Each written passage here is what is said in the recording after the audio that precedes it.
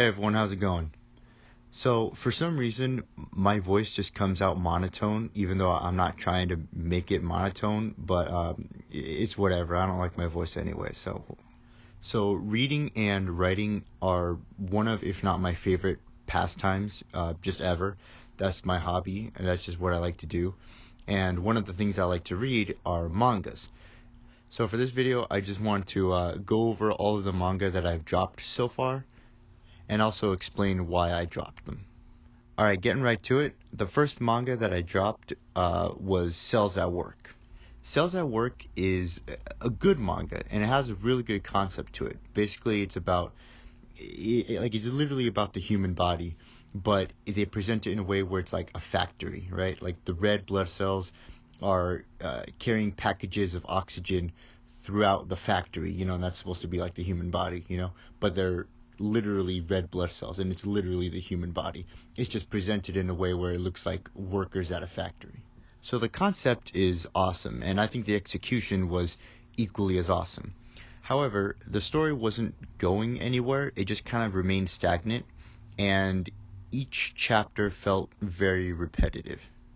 On top of the story being stagnant and feeling repetitive, I just didn't feel much of anything while reading. Like I wasn't like super excited or super happy while reading it. I wasn't like sad at certain moments, even though some moments were trying to be a little bit more emotional.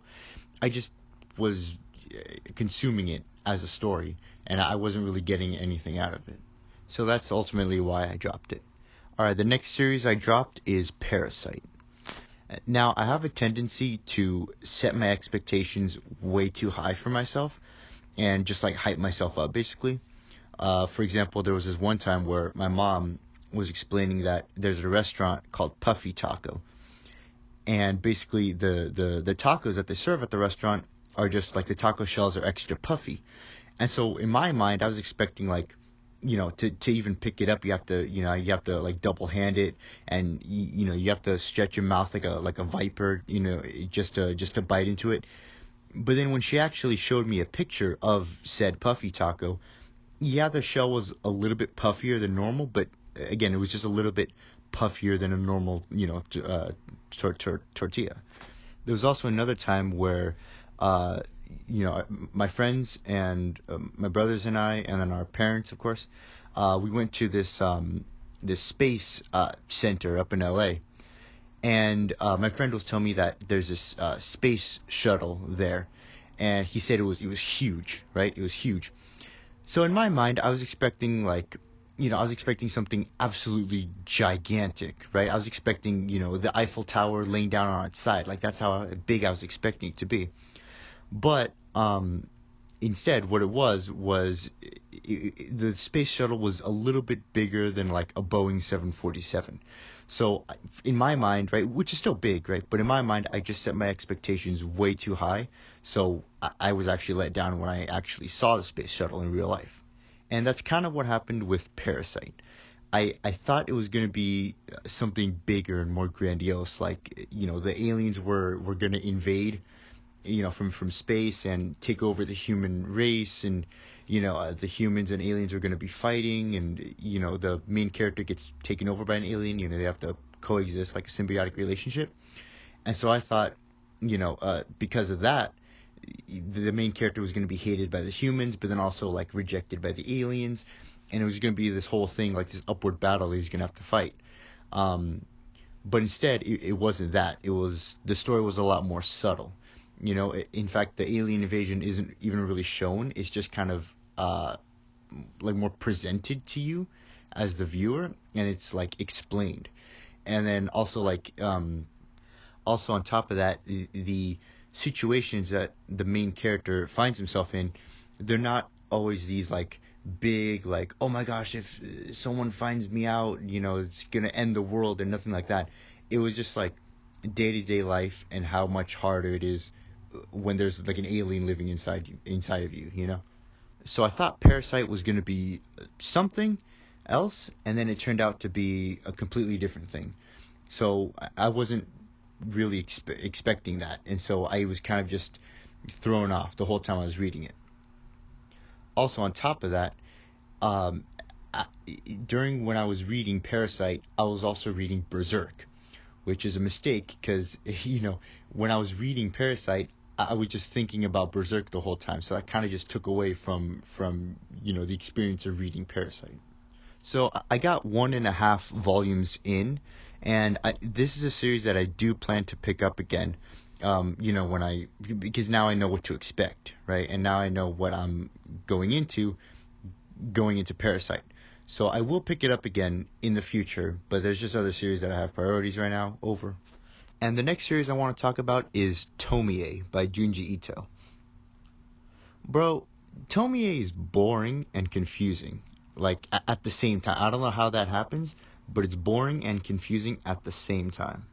Another series that was boring that I dropped, I didn't even finish one chapter of it. It was Invaded. When I picked up the series of Invaded, I thought the cover of the actual manga itself looked pretty cool, and then the concept was really cool too. But when I started reading it, I I don't know, it was just boring. It just wasn't, not to say it wasn't what I thought it was going to be, because I didn't know what to expect going into it, but I wasn't expecting that. But ultimately, it was just a series that I just wasn't feeling at the time. That's just something that I just didn't want at the time, and so I ended up dropping it. And I don't know if I'll ever go back to it. Probably not.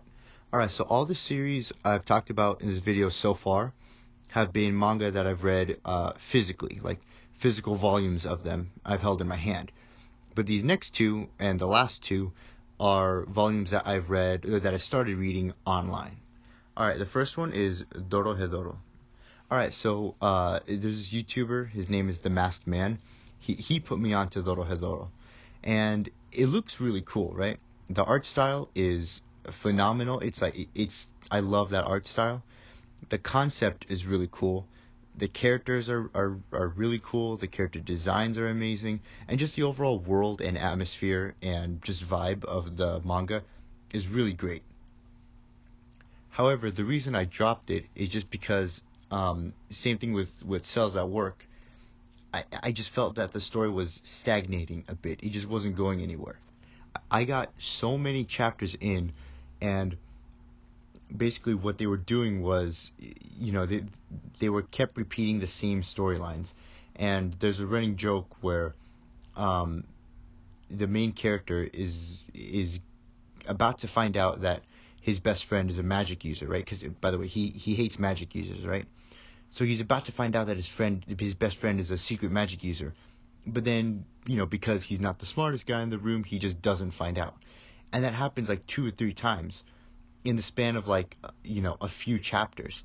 And then the villains had their own story going on, and then the heroes had their own story going on. And there was one time where they fought against each other. But that was it. It was just the villain storyline and then the hero storyline. And so because of that, the story just wasn't going anywhere. Now, I do know in the future things change, but I just haven't gotten that far to keep me invested in the story. I haven't gotten to the part of the story where there's a huge revelation or anything like that. So I just wasn't invested in the story. So ultimately, that's why I dropped it. And the last series that I dropped so far, I guess, is Toriko.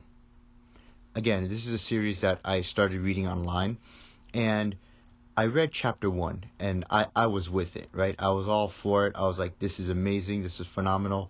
The story is really great. Basically, to sum it up, right? There's a huge food industry in this world, but this world has a lot of mythical creatures, right? So it's not just bound by the creatures and the animals that we have here on Earth. It's crazy mythical creatures, and the author did a good job designing all of these creatures and making all of them up, right? Fantastic job. And so this massive food industry is, getting these animals or these mythical creatures, killing them, and then making them into food, right? And the main character, his name is Toriko. He's one of the main, he's the person who goes out, actually catches the mythical creatures, and then gives them to the restaurants, right? So he's the best of the best of the best. And the story is he gets contracted by this huge corporation, like one of the biggest food corporations in the world, to go hunt down like this ultra rare mythical creature. It's like an alligator thing. And basically, it's going to take, the way they were hyping it up is it's going to take a lot of manpower to take this thing down.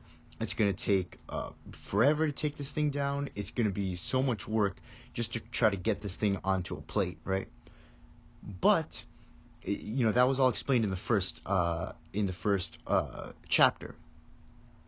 And then in the second chapter, they actually go to the island, and then they end up killing it. They end up killing that alligator thing. I forgot what it was called. But they end up killing it. And so I'm just wondering, and I know that there are animal gods in this world, and I know that like the world, the island he goes to is crazy. There's like flying mountains, and there's so many more crazy mythical creatures than the alligator.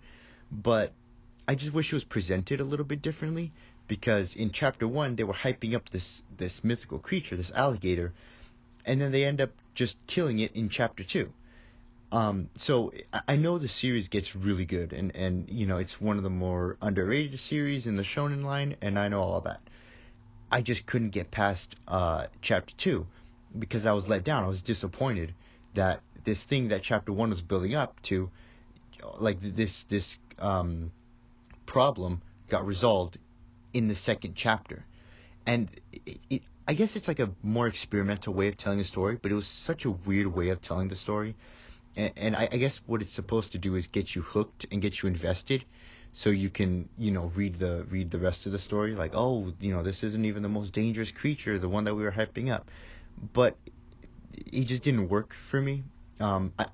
Toriko is a series that I do want to revisit. However, it's a series that I do want to come back to, but not right now. There's just others, like same with the Parasite one, right? I do want to come back to it, but there's just other series that I'm reading right now, and there's so much, there's so many books and mangas and novels and stuff on my plate that I will get back to it, but it's going to be a while. So basically, that was my list of all of the manga that I've dropped so far. Will there be more in the future? Yeah, probably. Will I make a video on it, like a whole dedicated other video on it? But probably not.